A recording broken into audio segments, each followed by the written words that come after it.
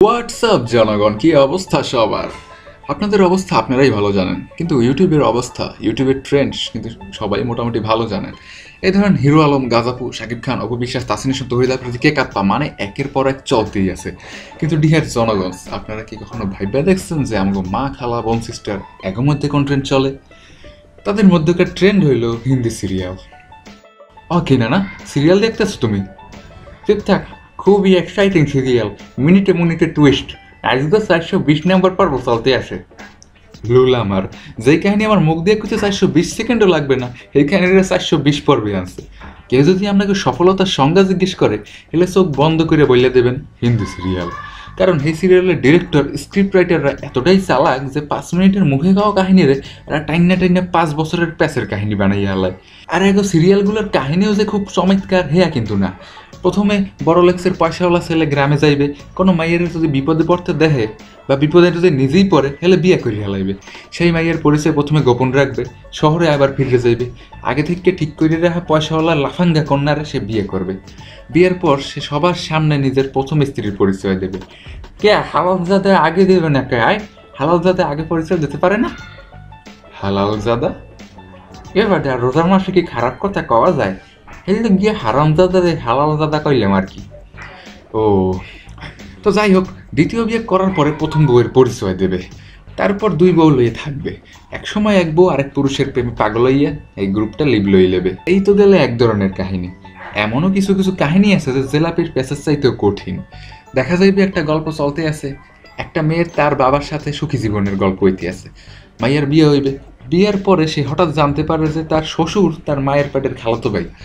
এরকম করে কাহিনী পেঁয়াজ খাইতে খাইতে কত যে পেঁয়াজ খাইবে আর কই যে যাইবে সেটা যদি বুঝতে পারেন, তাইলে আপনি লেজেন্ড, আপনার স্যালুট। শিয়াম রোজা রাখছো?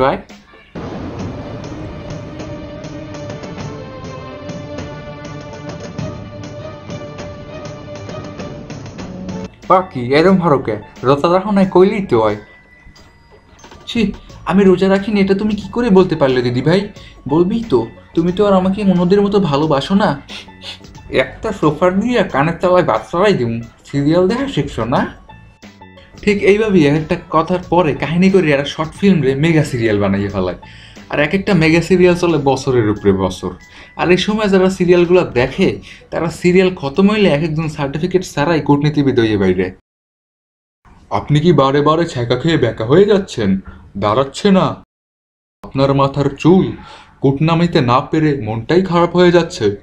নিউ বাংলা শর্ট ফিল্ম 2017 বানাচ্ছেন, ভিডিওতে নেকামি থাকছে কিন্তু কুটনামি থাকছে না?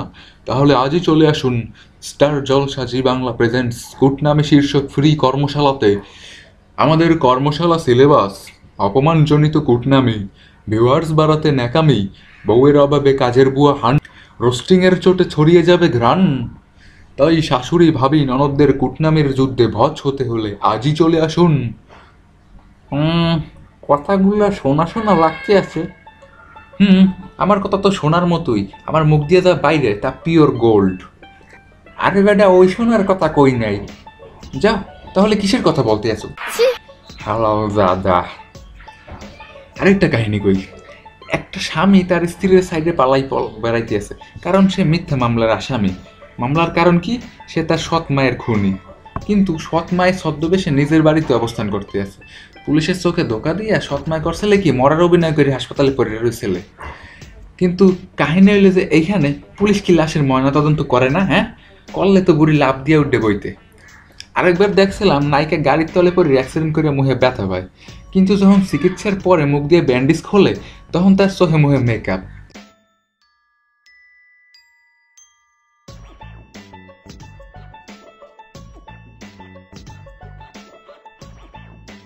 এটা জাতির প্রশ্ন যে মেকআপটা আইলে কোন জায়গায় দেয়।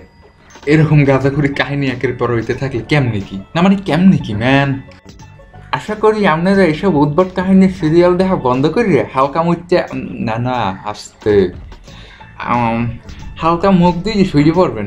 আমি এইটাই কওয়া যাচ্ছিলাম, তোর মাইন্ড দিয়ে তো নেগেটিভ। আরে আল্লাহ, হোয়াট এভার জনগণ, ভিডিও যদি ভালো লাগে দেন লাইক আর শেয়ার করেন, সেই সাথে কমেন্ট করেন কারে কারে ভিডিও থেরাপি দেওয়া যায়।